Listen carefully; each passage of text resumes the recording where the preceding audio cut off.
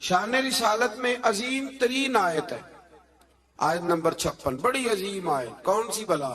ان اللہ وملائکتہ، فرمایا بے شک اللہ اور اس کے فرشتے یصلون علی النبی، نبی کریم پر درود بھیجتے ہیں۔ اللہ بھی بھیجتا ہے، اللہ کے فرشتے بھی درود پڑھتے ہیں۔ یا ایھا الذین آمنوا صلوا علیہ وسلموا تسلیما، اے ایمان والو تم بھی نبی پاک پر درود پڑھو اور خوب سلام پڑھو۔ تو یہ آیت مبارکہ نازل ہوئی کہ اور حضور صلی اللہ علیہ وسلم نے فرمایا اگر تم مجھ پر ایک بار درود پڑھو گے تو اللہ تم پہ 10 رحمتیں فرمائے گا اور تمہارے 10 گناہ معاف کر دے گا اور تمہارے 10 درجے اللہ بلند فرما دے گا۔ ایک بار درود شریف کو وظیفہ بنائیں، پابندی سے پڑھا کریں، پابندی سے۔ میں نے اپنے بزرگوں کو دیکھا ہے کچھ کام کرتے، کبھی کبھی مجھے لگتا ہے کہ وہ کام آج بھی بڑے ضروری ہیں، بڑے ضروری۔ بزرگ یہ کیا کرتے تھے کہ وہ نا اپنی ریل رکھتے تھے، اپنا مصلی بچھاتے تھے مسجد میں آ کے بھی، اور اپنی تسبیح سائیڈ پہ رکھ لیتے تھے صبح کے وقت، اور روزے نہیں ہوتے تھے تو پانی کا پیالہ بھی ساتھ ہوتا تھا، کچھ دیر قرآن پاک پڑھنا، اپنا مصلی بچھایا، پھر اس کے ساتھ کچھ دیر تسبیح پڑھنی، پھر پانی پہ پھونک مارنی، پھر اس کو پینا۔ مجھے لگتا ہے یہ اہتمام ہے عبادت کا۔ میں دوستوں سے کہا کرتا ہوں کہ ہاتھوں میں تسبیح رکھ لو، تسبیح ہاتھ میں ہو تو چلتی بھی رہتی ہے۔ تو یہ چھوڑ دیں، لوگ کیا کہیں گے، بہانہ کریں گے، دنیا کہے گی یہ بابا تسبیح ہو گیا، تو کہنے دو، تسبیح ہو تو تسبیح چلتی بھی۔ سمجھ آ گئی یہ بات کی؟ تو اہتمام کریں، یہ 20 منٹ 10 منٹ مصلی پہ بیٹھ کے درود شریف پڑھیں۔ ہمیں موقع مل جائے تو ہم پڑھ لیتے، کچھ کہتے میں گاڑی چلاتے چلاتے پڑھتا ہوں۔ میں نے کہا یہ سارے طریقے ٹھیک ہیں، پر میری رائے یہ ہے کہ مصلی بچھا کے، خوشبو لگا کے، اچھے کپڑے پہن کے، مدینے کی طرف منہ کر کے، یعنی حضور کی بارگاہ میں سلام عرض کرنا ہے نا جی، حضور کی بارگاہ میں، تو پھر پورے اہتمام سے سلام پڑھیں۔ اللہ توفیق عطا فرمائے۔ آیت نمبر 60 سے 61 میں منافقین اور فاسقین اور جن کے دلوں میں عداوت مصطفیٰ صلی اللہ علیہ وسلم کا روگ ہے اور مدینے میں جھوٹی افواہیں پھیلانے والوں کو خبردار کیا گیا کہ اگر وہ اپنی حرکتوں سے باز نہ آئے تو انہیں مدینے میں رہنے نہیں دیا جائے گا، اور یہ بھی کہا گیا کہ یہ لوگ لعنتی ہیں اور جہاں بھی پائے جائیں انہیں چن چن کر قتل کر دیا جائے، اس لیے کہ یہ حضور کے بارے میں دل میں منافقت رکھتے ہیں۔ پھر آگے سورہ سبا شروع ہوتی ہے۔ اس سورت کی آیت نمبر 9 میں دشمنان رسول صلی اللہ علیہ وسلم کے لیے عبرتناک عذاب کی وعید ہے۔ آیت نمبر 10 سے حضرت داؤد علیہ السلام کے معجزات کا ذکر ہے کہ انہیں یہ فضیلت دی گئی کہ پہاڑ اور پرندے ان کے ساتھ تسبیح کرتے تھے۔ حضرت داؤد تسبیح کرتے تو پہاڑ بھی تسبیح کرتے، پرندے بھی۔ داتا علی جوہری نے ایک بات لکھی ہے، کہتے ہیں کہ حضرت حبیب بن اسلم رائی تھے، داتا صاحب نے 1000 سال پہلے لکھا ہے۔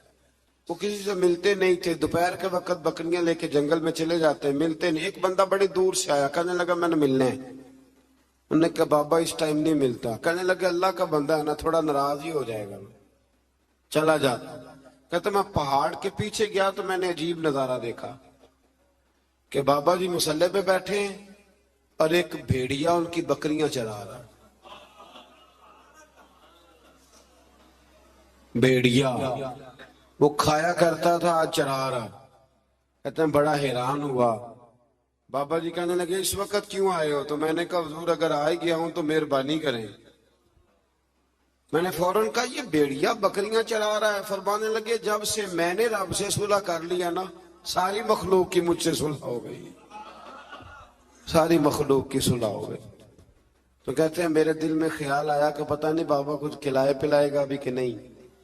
تو کہتے ہیں لکڑی کا پیالہ پہاڑ کے نیچے رکھا تو وہ شہد سے بھر گیا، پھر میں نے وہ پیا، دوبارہ رکھا تو دودھ سے بھر گیا، پھر تیسری دفعہ رکھا تو وہ پانی سے بھر گیا۔ تو کہتے ہیں کہ میں بڑا حیران ہوا۔ تو کہنے لگے حیرانگی والی کون سی بات ہے، اگر بنی اسرائیل کے نبی دعا کریں اپنی نافرمان قوم کے لیے تو اللہ انہیں پہاڑوں سے پانی دے دیتا ہے. میں تو محمد عربی کا وفادار غلام ہوں, مجھے نہیں اللہ عطا کرے گا. یہ میں ساتھ ساتھ بزرگوں کی باتیں اس لیے کرتا ہوں جب بنی اسرائیل کا ذکر آتا ہے کہ میرے نبی پاک نے فرمایا علماء امتی کا انبیاء بنی اسرائیل, میری امت کے علماء اولیاء بنی اسرائیل کے نبیوں کی طرح ہوں گے. تو حضرت داؤد علیہ السلام کے ساتھ پرندے اور پہاڑ تسبیح کرتے تھے.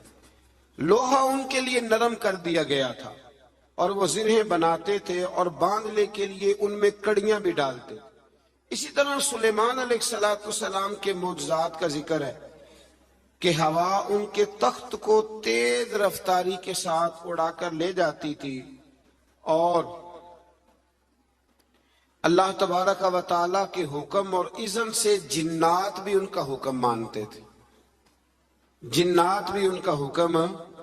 اور اس میں ایک واقعے کی طرف بھی اشارہ ہے. وہ ہوا یوں کہ حضرت سلیمان علیہ السلام نے نا بیت المقدس بنانی شروع کی تو ڈیوٹی جنوں کی لگا دی.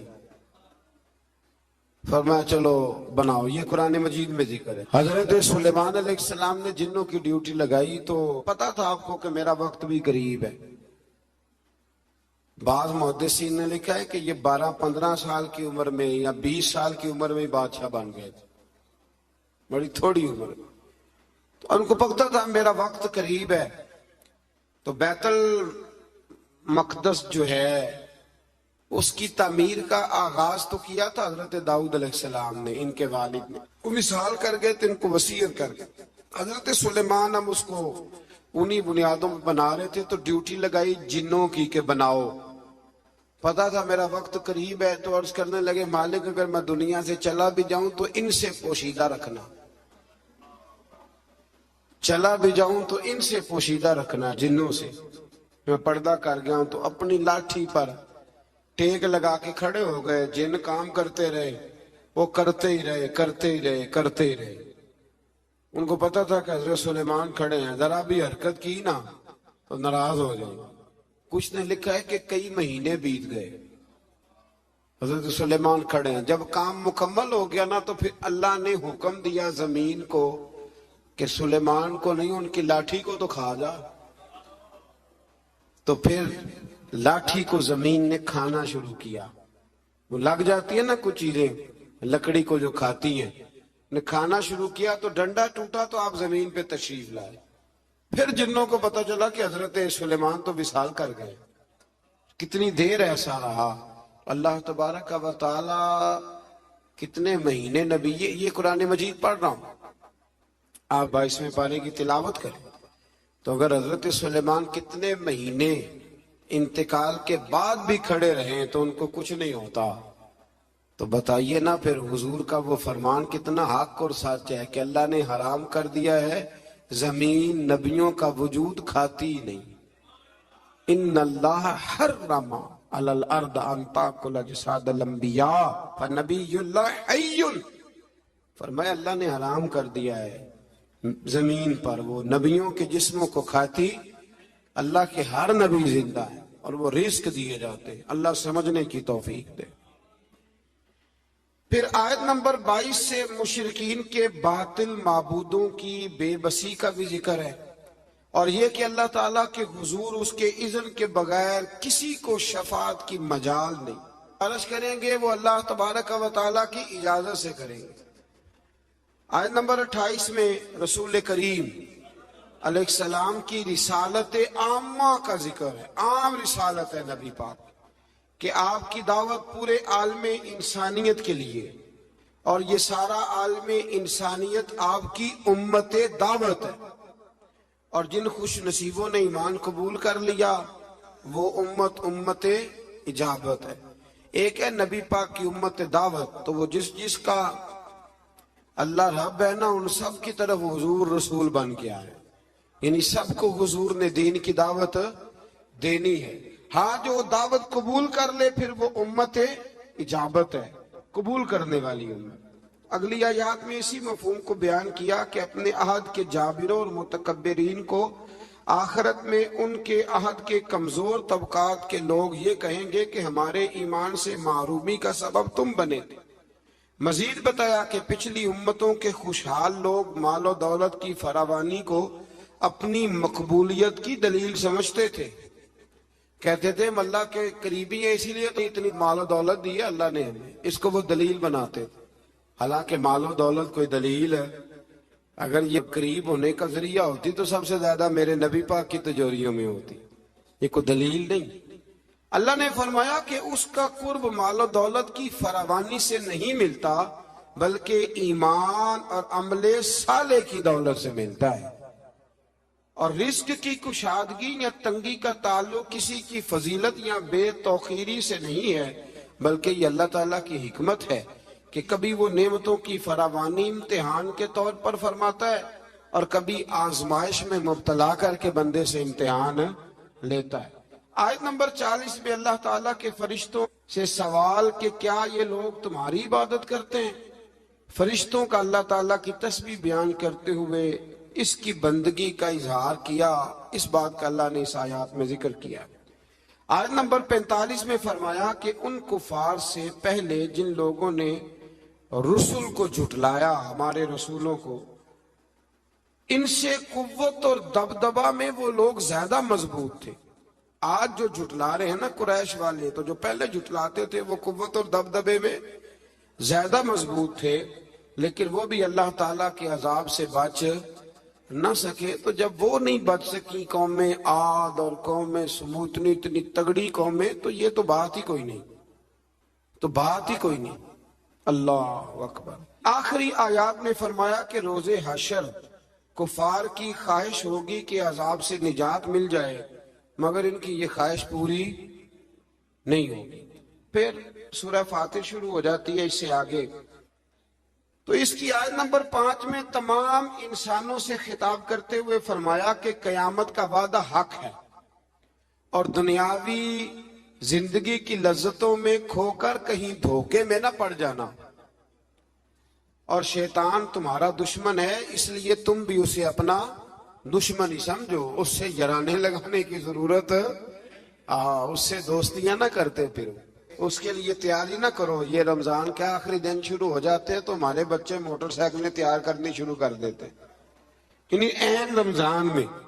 مجھے کچھ لوگ کہتے ہیں کہ یہ عید والے دن بڑی طوفان بدتمیزی ہوتی ہے، تو میں کہتا ہوں کہ اللہ تعالیٰ ہمیں معاف کرے، ہوتی عید والے دن ہے پر اس کی تیاری رمضان میں ہوتی ہے، تو کتنا بڑا جرم ہے۔